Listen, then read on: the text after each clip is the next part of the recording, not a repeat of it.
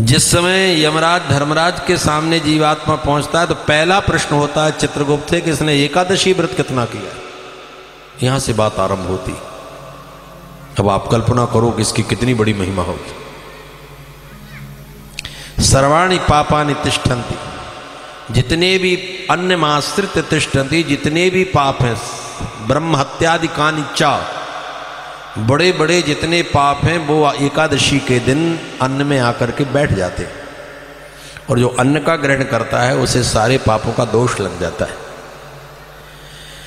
इसलिए शक्ति शरीर में सामर्थ्य है, एकादशी के दिन सभी को व्रत करना चाहिए।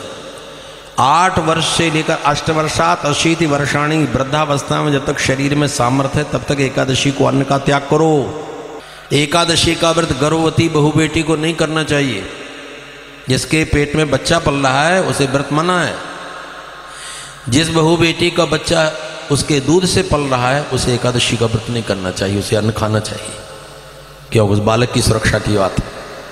असाध्य रोगी हो और वैद्य ने परामर्श दिया है कि तुमको दाल खाना पड़ेगी और दवाई लेना पड़ेगी, तो उसे ले लेना चाहिए अन्न, क्योंकि शरीर माध्यम खलु धर्म साधनम।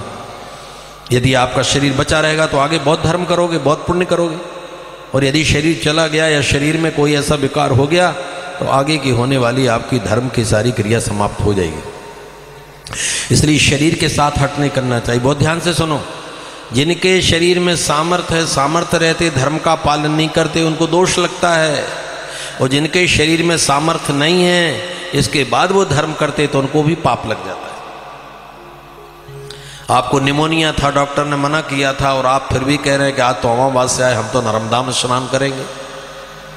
ये आपकी हठ धर्मिता है। उस दिन मत करो स्नान, शरीर को संभालो।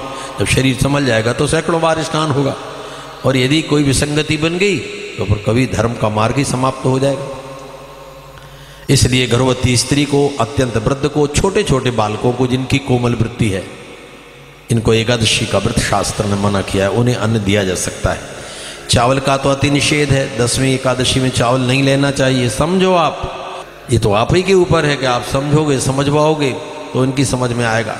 श्रीमद् भागवत महापुराण के 9वें स्कंद में स्वयं अम्बरीश जी की कथा से एकादशी व्रत की महत्ता का वर्णन लिखा हुआ है। कितना बड़ा प्रभाव है उसका कि दुर्वासा का चक्षु दर्शन भी कुछ नहीं कर पाया था।